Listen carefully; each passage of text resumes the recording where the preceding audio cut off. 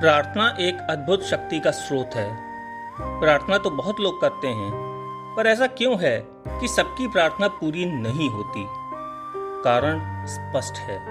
हमें प्रार्थना करने की सही विधि नहीं मालूम है। सही विधि से की गई प्रार्थना सीधे हमें ईश्वर से जोड़ती है। ईश्वर से संबंध स्थापित करने का इससे अच्छा और कोई तरीका नहीं है। देखिए, हमारे मन में कई तरह के विचार हमेशा चलते रहते हैं। इन विचारों में हमारी बहुत सी ऊर्जा नष्ट होती रहती है। प्रार्थना वो मानसिक व्यायाम है जिसके द्वारा हम अपनी सर्वत्र फैली हुई ऊर्जा को एक विचार पर केंद्रित कर सकते हैं। इससे विचारों में एकाग्रता और दृढ़ता आती है। अभ्यास करते करते यही एकाग्रता वांछित परिणाम लाने में सहायक होती है। साइकोलॉजी या मनोविज्ञान की दृष्टि से प्रार्थना एक ऑटो सजेशन या आत्मसूचना की प्रक्रिया है। जब अभ्यास और ऑटो सजेशन के द्वारा जब हम अपने मन के केंद्र में पहुंचते हैं, तो जितनी श्रद्धा और विश्वास से हम ये प्रक्रिया करते हैं, उतनी ही शीघ्रता से उसके परिणाम सामने आते हैं और हम कहते हैं कि हमारी प्रार्थना सफल हो गई। असल में ऑटो सजेशन के द्वारा हमारी प्रार्थना हमारे अचेतन मन में प्रवेश कर जाती है और वहीं से सारा खेल शुरू होता है। हमारा अवचेतन मन एक आज्ञाकारी सेवक की तरह हमारी की हुई प्रार्थना के लिए वांछित परिस्थितियां पैदा करने लगता है। प्रार्थना का यही विज्ञान है। प्रार्थना के लिए कुछ जरूरी बातें।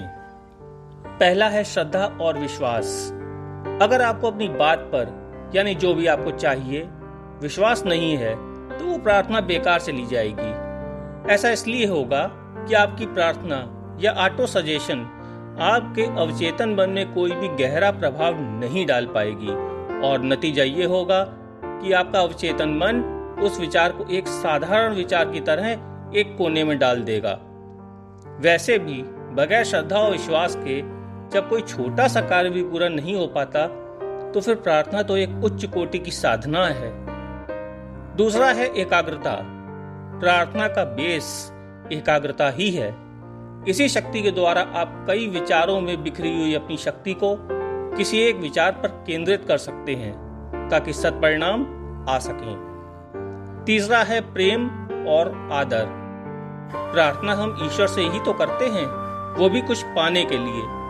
अब अगर ईश्वर के प्रति हमारा प्रेम नहीं है, लगाव नहीं है, आदर का भाव नहीं है, तो प्रार्थना अपना वास्तविक प्रभाव कैसे दिखा पाएगी?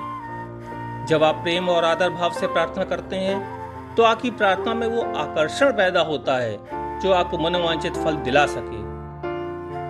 चलिए, हम भी प्रार्थना को अपने जीवन का एक अभिन्न अंग बनाएं। इसके द्वारा स्वयं भी लाभान्वित हों और दूसरों को भी लाभान्वित करें।